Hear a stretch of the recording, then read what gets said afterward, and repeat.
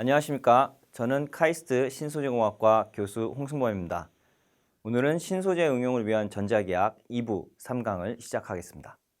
이전까지에는 저희가 소재의 존재가 없이 다만 전하들이 있는 세계에서의 정전기학 그리고 전기력에 대해서 논의를 했었습니다. 오늘에는 저희가 소재가 있었을 때 어떻게 이 정전기학이 바뀌는지 같이 공부해 보도록 하겠습니다. 자, 이 공부를 하기 전에 먼저 역사를 한번 저희가 살펴볼 필요가 있습니다. 우리 선대 과학자들은 두 개의 전도층을 평판형 축전기로 만들었을 때 전압을 가하게 되면 각 축전기에 전하들이 몰려온다는 것을 알고 있었습니다. 그래서 전도체는 전기적인 효과를 표현하는 소재로 굉장히 적합하다고 생각했죠. 반면에 부도체, 즉 전기를 통하지 않는 그런 소재는 전기적 효과가 일어나지 않는다고 생각했습니다. 한번 생각해 보십시오. 내가 전하가 흐를 수 있는 그러한 동기부여를 줬는데, 그러한 힘을 줬는데 전류가 흐르지 않는다, 즉 전하가 움직이지 않는다 하면 내가 주는 외부의 전기력에 반응을 하지 않는다는 뜻이죠. 그럼 반응을 하지 않는 소재가 과연 전기적 효과를 낼 수 있을까 하는 질문이 되겠습니다. 선대 과학자들은 당연히 전혀 효과가 없다고 생각했던 겁니다.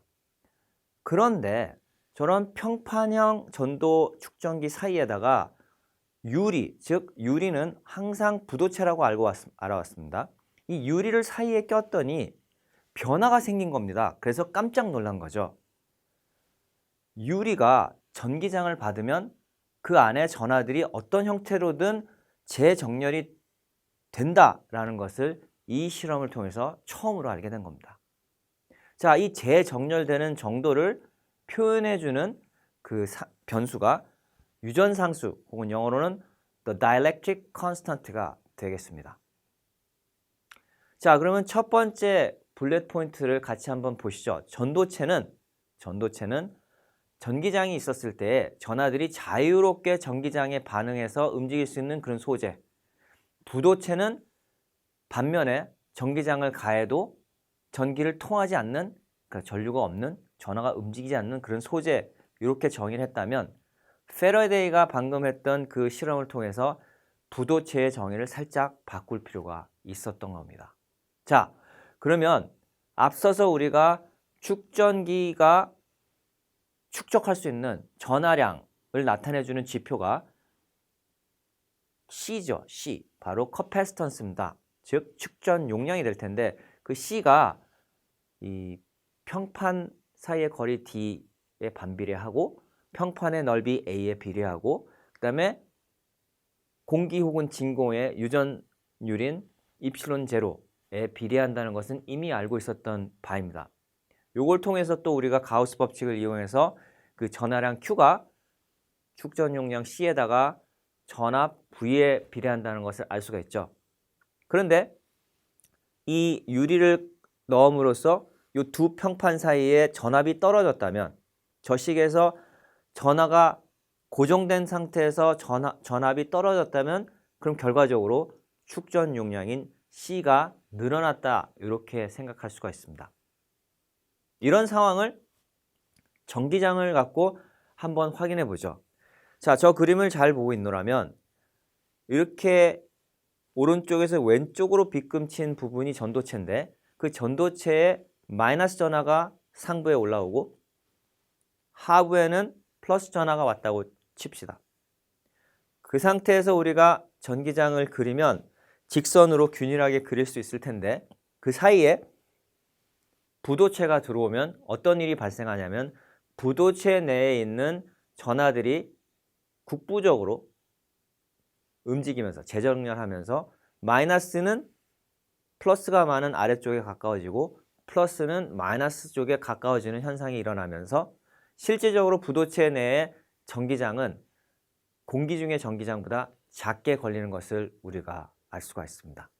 이를 통해서 전체의 전압은 저 전기장을 거리에 따라서 적분한 것일 테니 실제로 유리가 없을 때보다 낮게 나온다는 것을 우리가 알 수가 있겠죠. 요거를 요 다음 장에서 조금 더 세부적으로 생각해 보도록 하겠습니다.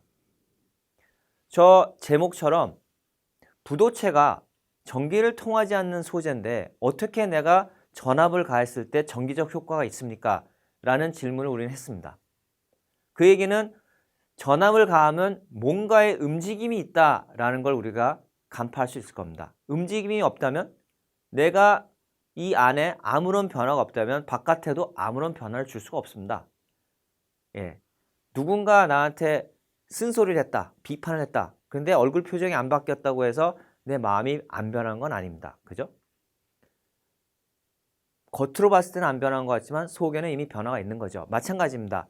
전류가 흐르진 않았지만 그 안에서의 이격이 생기면서 변화가 있는 겁니다.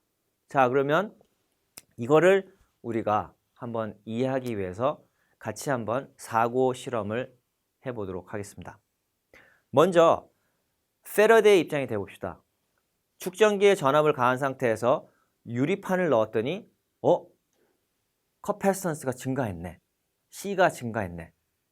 그러면 그 상태에서 그러면 혹시 전하량이 바뀌었을까? 하고 조사해 봤더니 상부에 있는 Q와 하부에 있는 Q는 변화가 없었습니다. 내가 유리판을 넣었을 때 전압이 떨어졌다고 하면 저 Q는 CB라는 그 법칙으로부터 Q가 일정한 상태에서 C가 올라갈 수밖에 없고, 그랬을 때 저 안에 있는 전기장은 줄어들 수밖에 없다. 이렇게 결론을 내릴 수가 있습니다. 자, 전기장이 줄어들었다. 그 얘기는 뭐냐면 전기장이 창처럼 공격하는 날이라고 하면 그걸 방패처럼 막는 것이 이 부도체에 있다고 생각할 수 있겠습니다. 자, 그러면 가우스 법칙을 저희가 배웠으니까 가우스 법칙을 이용해서 이걸 이해해 보도록 합시다. 자, 가우스 법칙 기억나시나요? 가우스 법칙은 우리가 어떤 부피를 상상하고 있었을 때 그 부피 바깥으로 나가는 전기장의 플럭스가 그 안에 있는 전하량에 비례한다. 그리고 공기의 유전율에 반비례한다 라는 법칙이었습니다. 그리고 이 가우스 법칙을 활용할 때는 항상 대칭을 생각하는 게 좋은데, 저렇게 무한 평판일 때는 평면 대칭을 생각하는 게 좋겠죠. 자, 평면 대칭일 때에는 직육면체의 가우스 평면을 생각하는 게 좋고, 그렇게 생각하면 저 오른쪽 그림과 같이 파란색 박스를 생각할 수가 있습니다.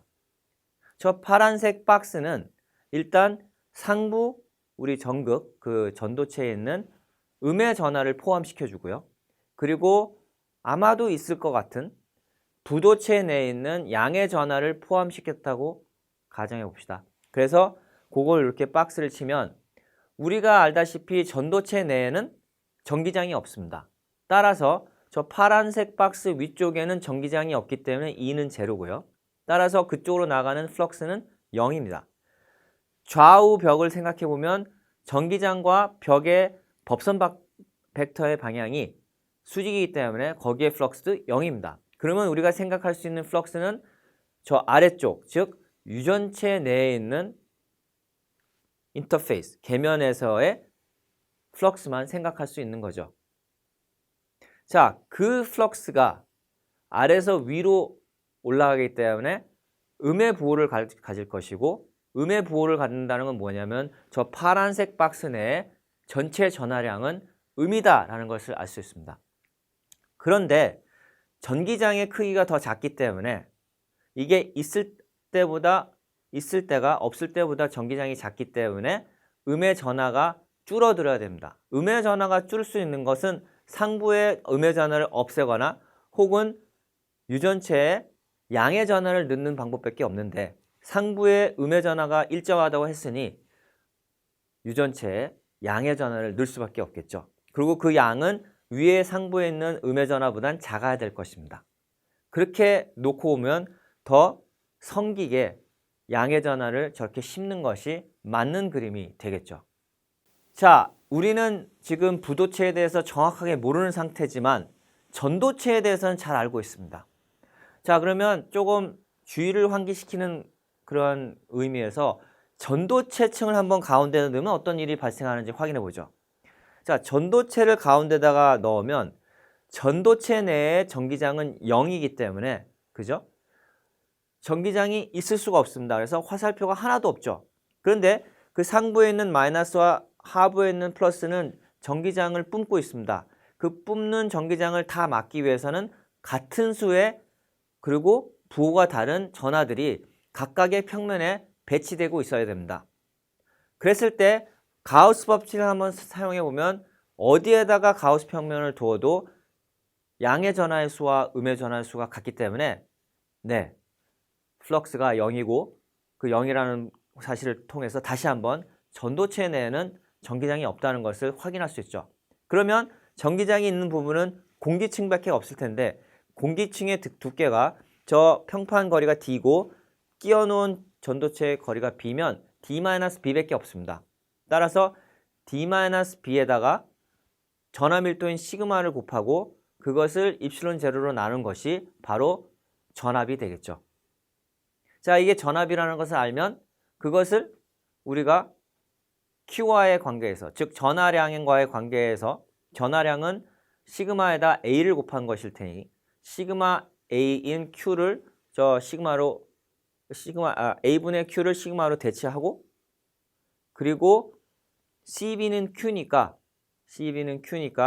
Q와 V의 비례상수로 우리가 나타내게 되면 축적 용량 C는 D 가로 열고 1-B분의 D분의 B 분의 입실론 A, 입실론 제로 A가 되는 것을 알 수 있죠. 자, 그러면 전도체를 넣었을 때와 그렇지 않았을 때를 비교해 보면 분모가 1이냐 아니면 분모가 1보다 작으냐 이런 차이가 될 겁니다. 분모가 1보다 작으면 C는 분모가 1인 경우보다 커집니다. 즉 전도체를 넣음으로써 축전 용량이 증가하는 것을 이해할 수가 있는 것이죠. 자, 그러면 현상이 같습니다. 부도체를 넣어도 정전 용량이 커지고 C가 커지고 전도체를 넣어도 C가 커진다고 하면 그죠? 효과 같으면 혹시 부도체도 전도체의 구조로 우리가 이해할 수 있을까라고 생각할 수 있을 겁니다. 그런데 한 가지 지금 문제가 있습니다. 뭡니까?